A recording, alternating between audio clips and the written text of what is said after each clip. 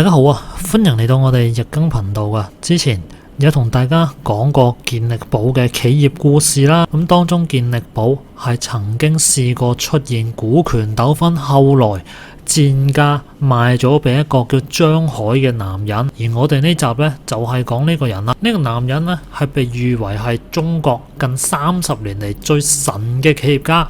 點樣神呢？我哋就一齊睇一睇啦。咁講起張海，就一定要講翻健力寶啦。咁簡單介紹一下啦。咁健力寶呢，就喺1984年成立嘅，佢個創辦人就係廣東三水體制內嘅幹部李經緯。而健力寶係改革開放40幾年嚟中國本土創辦最知名嘅飲品牌子啊。最輝煌嘅時期係上世紀90年代，由1991年到1996年。健力寶集團可以講得上產品銷量、利稅、利潤全部都係中國第一名啊！而佢嘅創辦人李經緯喺健力寶無論經營定行銷上邊都發揮咗個好強大嘅作用，直到佢董事長個位被逼傳俾另一個人，健力寶就開始每況愈下啦。呢個人就係張海。1984年呢一年呢，可以講得上係中國公司嘅元年。點解呢？因為呢一年成立嘅企業係有聯想、海爾、萬科，全部都係後來各行各業嘅領軍人物，其中出名嘅亦都有健力寶啦。咁但係後來健力寶就開始經過一段輝煌時間之後就走下坡，個起因就係產權問題啦。咁呢個部分如果大家想詳細了解嘅話，可以睇翻我哋之前條片㗎嚇，放咗喺下邊留言區有連結嘅。咁喺健力寶嘅內部產權問題一直都係個隱憂嚟㗎。去到90年代，李經緯就考慮過叫管理層將三水政府所持有嘅股份買落嚟啊，但係經歷咗10年嘅風風雨雨，最終佢同當地政府係鬧翻咗啊！去到2001年嘅7月，三水召開健力寶轉制聯席會議，市委市政府嘅主要領導全部去到現場，結果90% 嘅人都係主張可以賣咗健力寶，但係就唔能夠賣俾李經緯嘅團隊。佢哋打算喺外部揾資金，然後法國達能、摩根士丹利、匯豐投資基金、新疆德隆10幾間投資機構蜂擁而至，齊齊去晒三水。除咗呢班人之外，仲有一個28歲嘅後生仔對健力寶產生興趣，呢一個就係今次故事嘅主角張海。張海唔係一般人啦，佢出道到而家呢，喺江湖上邊或者商界上邊一直都有佢嘅各種傳說啦。張海1974年出世，父母小學教師，由細到大呢，佢就展現咗佢非凡嘅才能啊！佢嘅一個小學老師就咁樣評價佢，話佢中意恃住自己有小聰明，中意講大話，而且講大話咧從來都唔會面紅噶。上到初中，張海又聲稱自己開咗天眼啦，成為一個有特異功能嘅神奇少年啊！有人親眼見到佢將一片好大嘅冬青葉含喺嘴入邊，過咗一陣間，個樹葉就會自己縮小，而且輪廓保持不變，好奇妙咁話喎。喺初中畢業之後，佢冇讀高中啦，而係考入咗河南大學武術專修班。就喺讀呢一個武術專修班期間，張海命運就發生轉變啦。佢結識咗一個藏密氣功嘅信徒，通過佢引薦，同藏傳佛教大師夏日東活佛有咗交往啦。嗰幾年，張海就成為咗夏日東活佛嘅弟子，憑住呢個身份招攬咗大量學徒，喺各個地方都開設藏密健身中心，為佢累積咗第一筆嘅財富。後來佢知名度亦都越嚟越大啊！喺全國各地就同人講佛法，西安、武漢、荊門都有佢足跡。去到1993年嘅春天，佢已經同幾十萬人講過課噶啦。如果最低標準每人40蚊嘅話，呢啲初級班嚟㗎咋，10萬人即係400萬啊！即係話佢呢點都係賺咗過千萬㗎啦。呢筆錢喺當年嚟講係天文數字嚟㗎。1995年，張海全家搬去廣州，由於個袋度有巨額嘅財富啦，買車買樓，結識各路嘅土豪啊，好快就將自己由大師變成一個成功嘅商人啊！佢入股咗一間叫做海地投資公司嘅企業，而且喺1998年以關聯交易嘅方式進入上市公司中國高科。用咗好短時間，佢就構建咗一個同唐氏兄弟嘅德隆系、呂梁嘅中科系呢啲齊名嘅海地系。張海唔單止利用海地系去收購東方時代投資有限公司，成為中國最年輕嘅上市公司董事長，仲先後操盤方正科技、深大通等等嘅上市公司。就係咁樣一個年少有為嘅企業家，睇中咗健力寶啦。而張海入主健力寶就唔係一個計劃好耐嘅事啊！喺2001年12月嘅下半月，佢坐飛機由廣州去上海做嘢，無意間喺飛機度睇到報紙上面講健力寶股權即將轉讓，佢覺得哇，呢個機會嚟嘅喎，1分鐘都唔能夠等啊！佢坐嘅飛機一降落去上海就即刻買回程機票，趕去三水市。等到張海同當地政府一接觸，對方對佢年紀有啲質疑嘅，但係佢背後嘅海地系同中國高科就遠近馳名啦。於是乎，張海好快就以浙江國投嘅名義，以3.38億閃電收購咗健力寶嘅75% 股份，佢就做董事長兼總裁啊。簽約儀式上邊啊，健力寶嘅創辦人李經緯係一個人坐喺角落頭，亦都俾人影低咗當時嗰一幕啊！呢張相可以講得上係經典嚟㗎。咁跟住落嚟就輪到張海操盤健力寶啦。咁雖然佢係冇管理一間企業嘅實際經驗，但係張海呢夠大膽，中意呢去搞新聞。2002年，韓國同日本聯合舉辦世界盃前，中央電視台就進行廣告招標，張海就以3100萬攞咗標王啦，可以講得上出盡風頭啊！而喺呢一年嘅8月，張海亦都包咗亞洲最豪華嘅郵輪處女號，邀請全國300幾間嘅經銷商同幾十間媒體嘅記者遊歷新加坡同馬來西亞，而呢一次嘅活動耗資300萬。而張海呢個人好中意足球嘅，導致到佢做董事長期間成日俾人話佢不務正業。2002年，健力寶入主深圳足球俱樂部，張海仲親自做俱樂部董事長，之後佢事必躬親，俱樂部每場比賽佢都有去噶。張海咁樣搞法，好快呢就將健力寶掏空啦。喺佢任內，健力寶喺足球上邊花費咗5000萬，但係呢5000萬對銷售業績毫無幫助。去到8月23號下晝，喺海南三亞玩潛水嘅張海收到一條短信。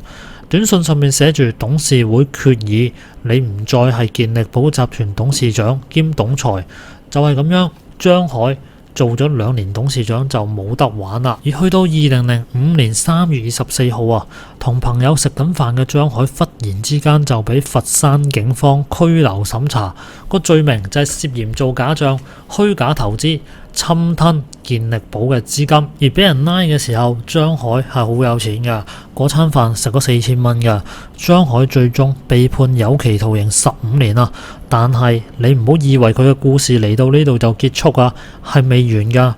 2007年仲喺佛山監獄服刑嘅張海，通過自己嘅律師徐玉發去接受《信息時報》嘅採訪，講到未來嘅時候，張海就話：我冇諗太多啊，應該係會同過去一樣咁精彩啩。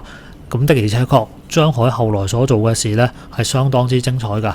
實際佢未等到宣判，喺看守所嘅時候就已經諗緊要點樣幫自己減刑啊。咁但係佢踎緊監，做唔到太多嘢㗎噃。於是乎佢就靠女人，靠一個叫王璐嘅女人。王璐當時係一個小有名氣嘅歌手嚟㗎，南京人出身，軍人世家，曾經係獲得1996年全國青年歌手大獎賽2等獎。後來佢喺南京、廣州等地嘅軍隊民工團體做過嘢。1999年佢除低軍裝同張海喺埋一齊。事實上佢1989年就識得張海啦。嗰陣喺河南開封，王璐隨隊去嗰度演出。喺演出之後嘅聯歡會上邊就識到張海啦。兩人之後就冇乜點聯絡嘅，但係估唔到去到1997年喺廣州參加一次聯歡性質嘅晚會，王璐同張海再次見面啦。兩個人呢竟然成為咗戀人啊！張海出事之前，兩個人一齊嘅時候就唔高調，但係張海喺一審判決嘅第二日，王璐就同佢結婚。佢對外嘅講法就係話咁樣佢就可以以一個合法嘅身份幫張海講說話。佢幫張海嘅方法係點呢？就係行賄。行賄就係通過另一個女人，呢個女人就叫楊曉。楊曉係廣州市紫潤投資發展有限公司嘅董事長。2009年喺一次剪頭髮嘅過程入邊就識到王璐啦，冇諗到俾王璐及上咗。原因就係楊曉有個情人，呢個情人就係廣東省司法廳嘅高官黃成輝。黃成輝係部隊轉業幹部嘅，先後做過司法廳政治部副主任、主任，最後官至司法廳嘅黨委副書記，係排名第3嘅廳領導。但係啦，黃成輝同楊曉一齊嘅時候，雙方都結咗婚啦，只能夠保持住情人嘅關係。咁後來因為楊曉同王璐兩個人好熟啊，所以就知道呢一層關係。等到張海俾人判刑嘅時候，王璐就開始活動啦。佢通過賄賂楊曉，叫佢揾黃成輝幫手。張海判刑之後呢，原本就係關押喺佛山監獄，但係後來因為見過佢嘅人太多啦，就調咗去番禺監獄啦。2009年嘅下半年啊，黃成輝打電話俾番禺監獄嘅獄長韓瑞華，就話受人所託，張海嘅親屬住喺韶關，可唔可以叫番禺監獄打報告，將張海調到去韶關監獄呢？咁當然啦，呢一個就係王璐嘅操作啦。咁果然啦，打完招呼起到作用啊！2009年嘅11月，張海就調咗去韶關嘅武崗監獄服刑啊！就係響轉去韶關當日，黃成輝仲喺度打緊招呼，就希望張海可以翻屋企睇下父母啊！咁上邊有柯打落到嚟，下邊嘅公安或者係獄警唯有聽啦。佢真係帶住張海翻咗去老家喎，雖然得嗰半個鐘。2010年1月左右，楊曉就收到張海秘書康傑嘅轉賬10萬蚊，就冇話係行賄，只係話借俾佢。而張海一直喺度諗辦法要做一個減刑嘅動作，係靠咩呢？靠行賄造假。點樣做啊？張海仲喺佛山看守所羈押期間，佢嘅律師徐玉發就揾到看守所嘅羅建能，要佢為張海去揾可以檢舉立功嘅線索材料，同埋送俾羅建能嘅好處費3萬蚊。喺佢嘅幫助之下，張海果然就提供咗一條線索，令到佢由15年嘅刑期減到去10年啦。去到2011年，張海再次獲得減刑嘅條件，就係佢發明咗汽車前後雙視鏡啊！呢一個呢係實用嘅新型專利。咁當然啦，呢一個專利亦都係用錢去買翻嚟嘅，係冒名騙取嘅。呢個專利係張海指使佢原本公司嘅一個工程師設計嘅，同埋通過專利代理公司去運作申報。有個假專利都唔夠㗎，仲要有人關照先可以過到骨噶嘛。黃成輝亦都係為佢打招呼啊！去到2011年嘅年頭，佢曾經係打俾相關部門嘅負責人，就問張海立功呢樣嘢春節之前可唔可以批到落嚟呢？咁結果真係批咗，張海嘅專利啊，就定性為重大立功。喺韶關市嘅中級人民法院就裁定減刑，咁啊變成2次減刑機會，第一次10年減到8年，第二次直接減6年，就變咗佢係基本上冇乜點坐過監就出咗獄啦。咁佢點出嚟，佢自己都心知肚明噶啦。之後張海就保持低調，佢同老婆王璐公開表示過，希望大家可以忘記佢呢個人啦。出獄冇耐嘅張海就搬咗去香港度住啦，一直通過各種渠道為自己申冤，想翻案。冇諗到過咗幾年啊，佢行賄假立功嘅事情就敗露咗啦。2014年1月10號，廣東高院嘅官方微博嘅發布，張海喺監獄服刑期間嘅立功重大表現都係造假，所以裁定對佢嘅減刑係錯誤啊。之後檢察機關就對張海違法減刑嘅系列案件拉咗24個人，其中就包括楊曉、黃成輝等等嘅人，但係張海同王璐就走咗啦。而財經作家吳曉波曾經講過，張海係近30年嚟中國最神秘嘅企業家之一啦。而張海喺呢30年入邊呢，係可以集特異功能、藏物大師、資本巨鱷、億萬富翁、階下囚等等嘅嘢全部集於一身啊！而且到而家仍然係逍遙法外，而且張海而家最多都係50零歲左右㗎咋。喺佢最風光嘅時候，佢曾經講過一句説話，就話全天下嘅錢都係我嘅錢，你話我嘅資本有幾雄厚呢？而且佢當年啊，宣稱自己嘅特異功能呢，係可以將啲物品由大變細，或者係用意念令時間倒流，令到患者手到病除啊！的而且確張海係犀利嘅，好多匪夷所思嘅事佢都做得到啦。由神棍變成生意人，再咁樣越獄，我諗大陸都冇乜邊幾個係可以做晒咁多嘢，仍然而家係逍遙法外嘅。而為咗佢啊，有20幾個人入咗監獄噶啦，仲包括佢老婆。點解呢？因為佢老婆喺2019年11月21號啊，外逃7年之後就主動返中國投案自首，但係張海仍然係唔見人影嘅。但係佢外逃嘅地方已經係俾中國嘅司法機關知道咗噶啦。咁聽聞佢而家人喺歐洲某個國家，大陸就好似有展開引渡程序啦，唔知道最後嘅結果點樣。反正而家呢，淨係知道佢喺歐洲冇返到中國，仍然喺外邊啦。咁估計佢仍然都有唔少錢喺手嘅。咁呢一個呢，就係親手毀滅健力寶嘅人啦，亦都係中國最犀利嘅神棍之一。好啦，咁今集呢，同大家睇到呢度先啦。大家有咩想講，下邊留個言啦。如果想睇翻健力寶嘅故事呢，放咗喺下邊留言區噶啦，大家可以揾一揾啦。咁我哋下集再見啦，拜拜。